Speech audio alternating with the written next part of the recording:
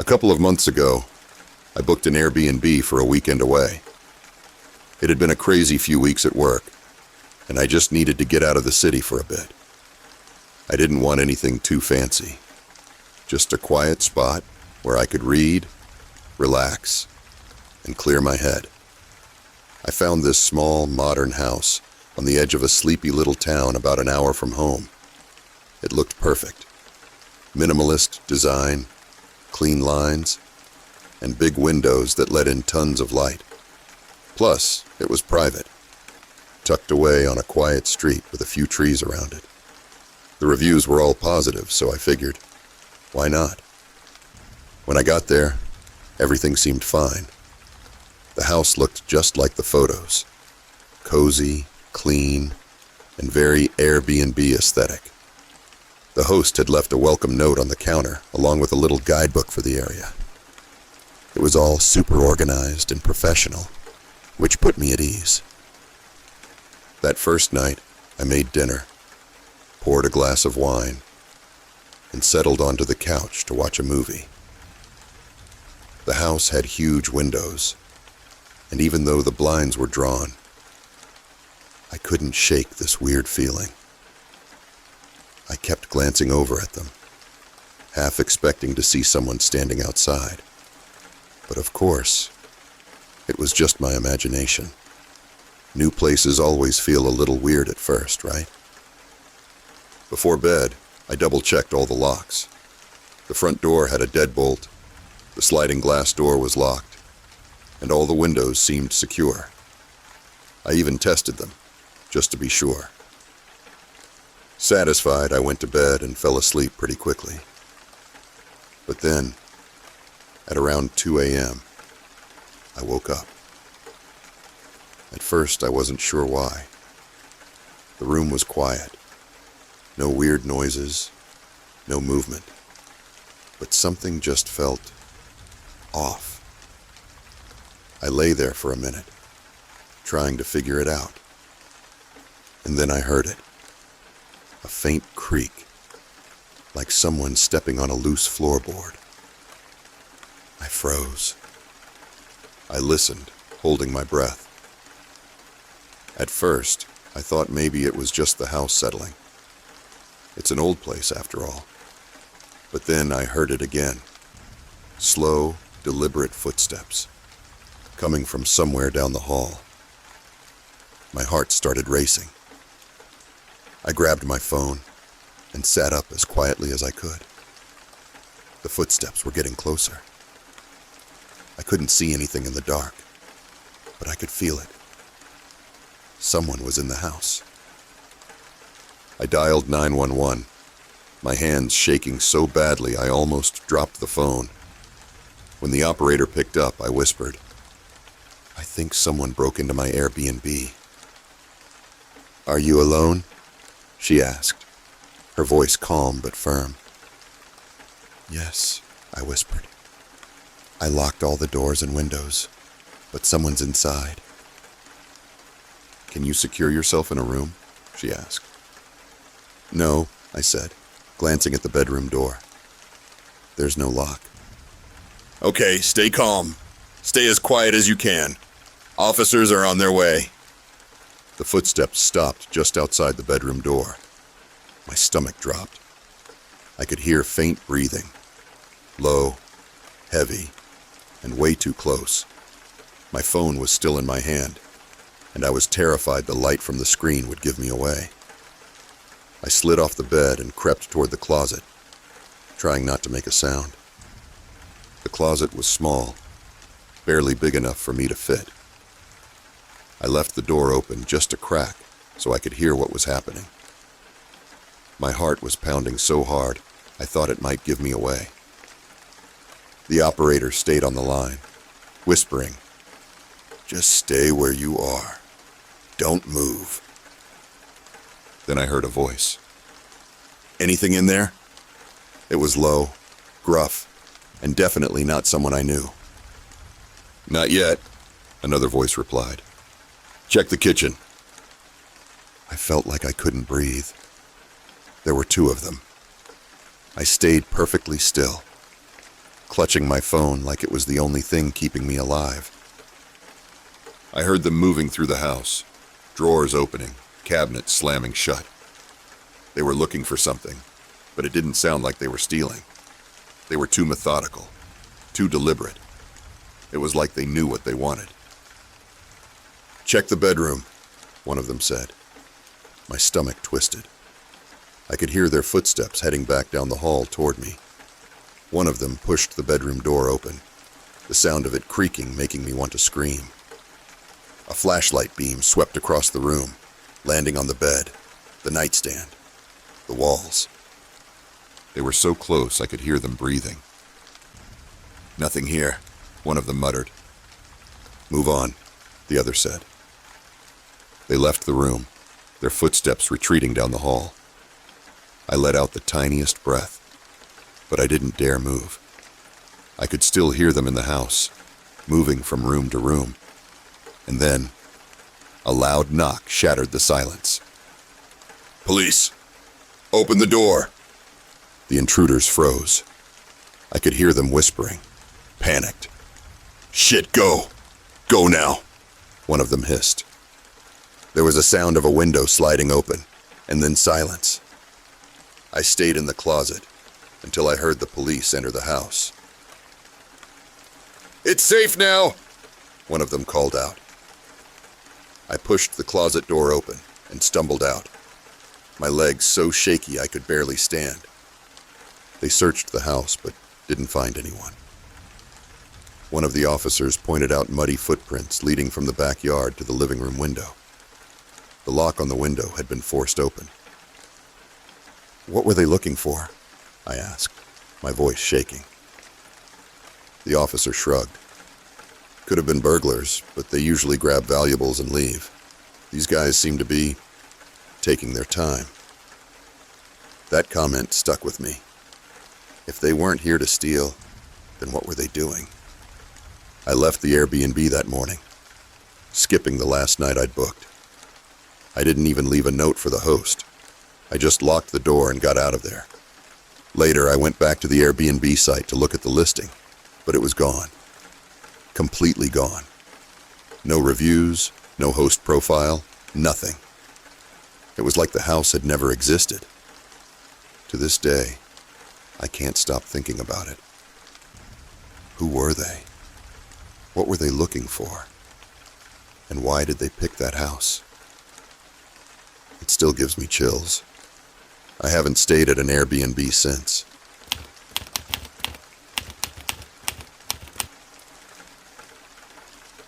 So, a couple of years ago, my partner Megan and I decided to get away for a weekend. We both needed a break. Work had been nuts, and we thought it'd be nice to find a cozy Airbnb somewhere quiet. After looking around, we found this little cabin in the woods, about 2 hours from home. It looked perfect. Rustic, but updated. A fireplace, a big porch with a view, and it seemed super private. Exactly what we were looking for. When we got there, it was just like the pictures. The cabin was cute, the setting was beautiful, and it felt so peaceful. There was a gravel driveway leading up to it, surrounded by these huge pine trees, and you couldn't see or hear another house anywhere nearby. The host left us a welcome note and some cookies, which was a nice touch. Everything felt pretty normal at first. As we were unpacking, though, we noticed something kind of weird. There was this locked door at the end of the hallway. It wasn't anything fancy, just a plain wooden door, but it stood out because all the other doors were open. Bedroom, bathroom, kitchen, even a little supply closet. But this one was locked tight. "Must be where they keep their personal stuff," Megan said. She didn't seem too bothered by it. "Yeah, probably," I said, but it stuck in the back of my mind. Why not mention it in the listing? It just felt off. Anyway, the first night was great. We made dinner, lit the fireplace, played some card games, and just hung out. Outside, it was pitch black, Like you couldn't see a thing past the porch lights, but it was kind of nice, quiet, relaxing. Until about 2 a.m., when I woke up to this loud thump. At first, I thought maybe it was just the house settling. You know, old cabins make weird noises, right? But then I heard it again. A slow, heavy thump coming from the hallway. It wasn't random, though. It sounded deliberate, like footsteps. I stayed in bed, listening, trying to convince myself it was nothing. Megan was still asleep, and I didn't want to freak her out. After a few minutes, it stopped, so I eventually fell back asleep. The next morning, Megan brought it up over breakfast. "Did you hear anything last night?" she asked. Yeah," I said. "What did you hear?" "Like footsteps," she said, her face scrunching up. "In the hallway." I laughed, trying to play it off. "It's an old cabin. Probably just the wind or something." She nodded, but I could tell she wasn't convinced. Honestly, I wasn't either. That evening, we went for a hike down to this little lake nearby. It was nice, peaceful, but by the time we got back, it was starting to get dark, and the cabin looked a little different. I don't know how to explain it. It just felt creepier. Megan even said, "It's got a totally different vibe at night."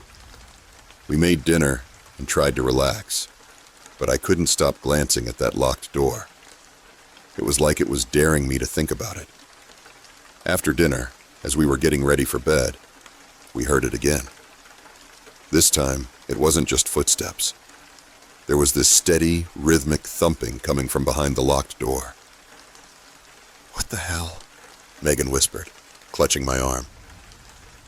"I don't know," I said, trying to keep my voice calm. "Probably just pipes or something." Megan gave me a look. "Pipes don't make that noise." I didn't know what to say. She was right. It sounded like someone was knocking from the other side of the door, slow and deliberate. I walked over to it, my heart pounding, and pressed my ear against the wood. There was this faint, acrid smell coming from it, like mildew maybe, or something rotting. I knocked on the door just to see if there'd be a response. Nothing. "Let's just go to bed," Megan said, pulling me away. "I don't like this." We tried to sleep, but neither of us could. Every little sound set us on edge. Then, sometime after midnight, the thumping turned into scratching, like fingernails dragging across wood. It made my stomach turn. Megan grabbed my arm and whispered, "What do we do?" "I don't know," I whispered back. "Maybe call the host?" But what was I supposed to say? "Hey, there's a weird scratching noise coming from your creepy locked door." It felt ridiculous. Instead, I grabbed my phone and started Googling stuff like, "What's behind a locked Airbnb door?" Nothing helpful, obviously. At some point, the scratching stopped, and we must have drifted off. But when we woke up, things got even weirder. The smell was stronger now, acrid, sour, and almost metallic. Megan noticed it too. "What is that?" she said, covering her nose. "I don't know," I said, walking over to the door again. I tried the handle, but it still wouldn't budge. Then Megan pointed something out. One of the windows in the living room was cracked open. Not much, just a couple of inches, but we definitely hadn't opened it. "Okay, that's it," she said. "I'm done. Let's pack up and leave." I didn't argue. We threw everything into our bags and were out of there in 20 minutes. As we were loading up the car, I kept glancing back at the cabin, half expecting someone or something to step out of the door. We drove straight home, barely speaking the whole way. Once we got back, I decided to check the Airbnb listing again, just to see if there was anything in the reviews about the locked door. But when I searched for it, the listing was gone. Like, completely gone. No reviews, no host profile, nothing. It was like the cabin didn't exist. I emailed Airbnb to ask about it, but all they said was that the host had deactivated their account. No explanation, no details. It felt like a dead end. A few weeks later, I was telling a friend about the trip, and they brought up something I hadn't thought about. "Do you think someone could have been in the locked room?" they asked. The idea made my skin crawl. I mean, it doesn't make sense, right? But the noises, the smell, the open window, it's hard not to wonder. What if someone, or something, was in there the whole time, just waiting? I don't think I'll ever know for sure, and honestly, I'm not sure I want to. All I know is, I'm never staying at an Airbnb again.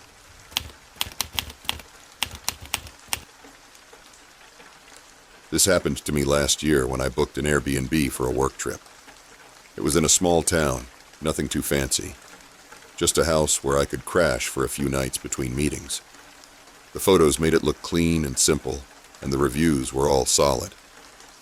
The host, someone named Linda, had been super responsive and friendly over the app, which made me feel comfortable booking. When I got there, everything seemed fine. The house was a small bungalow on a quiet street, surrounded by a few other homes. It was cozy, with a basic setup. Just a living room, a kitchen, a bathroom, and a couple of bedrooms. Linda had left a welcome note on the counter, telling me to make yourself at home and reminding me to lock the doors at night. Standard stuff. The first night was uneventful. I made dinner, went over some work notes, and called it an early night. The bed was a little squeaky, and the walls were thinner than I'd like, but nothing stood out as unusual. It wasn't until the second night that things got strange. It started with the sound of a car pulling up outside. I was in the living room, working on my laptop, when I heard tires crunching on the gravel driveway. I glanced out the window and saw a black SUV idling just a few feet from the house. Its headlights were off, which felt odd. After a few seconds, the car backed up and drove away. I figured maybe it was a neighbor or someone lost, but something about it unsettled me. Still, I brushed it off and went back to work. Later that night, around midnight, I heard another car. I looked out the window again, and the same SUV was back, parked just down the street this time. It wasn't doing anything, just sitting there. I turned off the lights in the house, trying to make it look like no one was home, and watched it for a while. After maybe 15 minutes, it drove off again. I thought about messaging Linda to ask if she knew anything about it, but it felt silly. What was I going to say? "Hey, some car keeps parking outside?" Instead, I double-checked the locks and went to bed. That's when things got worse. Around 2 a.m., I woke up to the sound of footsteps. At first, I thought it was coming from outside, like someone was walking around the house. But as I listened more closely, I realized the sound was coming from inside. It was faint, just a slow, steady creaking, like someone moving cautiously down the hallway. My heart started racing. I grabbed my phone and turned on the flashlight, staying as still as I could. The footsteps stopped. The house was completely silent now, except for the faint hum of the fridge in the kitchen. I wanted to believe I was imagining things, but I couldn't shake the feeling that I wasn't alone. I opened the Airbnb app and started typing a message to Linda. "Hi, I think someone might be in the house." Before I could finish, I heard the front door creak open. I froze. Someone was definitely inside. I dialed 911, whispering to the operator that I thought there was an intruder in the house. She told me to stay calm and find a safe place to hide. The bedroom didn't have a lock, so I slid under the bed, trying to control my breathing. I heard voices now. 2 men speaking in hushed tones. "Is this the right one?" one of them said. His voice was low, gruff. "Yeah," the other replied. "She said it's him." My stomach dropped. She said it's him? Who were they talking about? And who was she? I stayed as still as possible, gripping my phone like a lifeline. The operator stayed on the line with me, whispering that officers were on their way. I could hear the men moving through the house, opening drawers, checking closets. They were searching for something, or someone. One of them walked into the bedroom. I could see his boots from under the bed, just inches from my face. He stopped and crouched down, shining a flashlight under the bed. I thought that was it. I thought they'd found me. But before he could see me, the sound of sirens broke the silence. The man stood up, cursing under his breath. "Let's go," he hissed to the other guy. I heard them bolt out the door. A few seconds later, the SUV roared to life, tires screeching as they sped off. The police arrived minutes later. I crawled out from under the bed, shaking and barely able to explain what had happened. They searched the house, but didn't find anything unusual. No sign of forced entry. No clues about who the men were. The only thing they noticed was a faint chemical smell in the living room, like someone had been cleaning recently. The officers asked if I knew anyone who might want to hurt me, but I couldn't think of anyone. I had no enemies. No reason for someone to come after me. Then they asked about the host. That's when it clicked. I told them about the messages from Linda and how strange the whole situation had felt. One of the officers took my phone and started going through the messages. When he got to the profile, he frowned. "This account was just created a month ago," he said, "and there's no photo." They tried calling the number listed on the Airbnb account, but it was disconnected. By the time they left, I was completely rattled.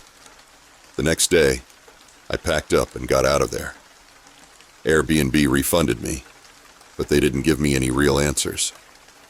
I checked the listing a few days later, and it was gone, completely wiped from the site. No reviews, no host profile, nothing. It was like it had never existed. To this day, I have no idea who those men were or what they wanted. But the fact that they knew I was there, that they were looking for me, still keeps me up at night. And the part that haunts me the most, whoever she was, she gave them my name.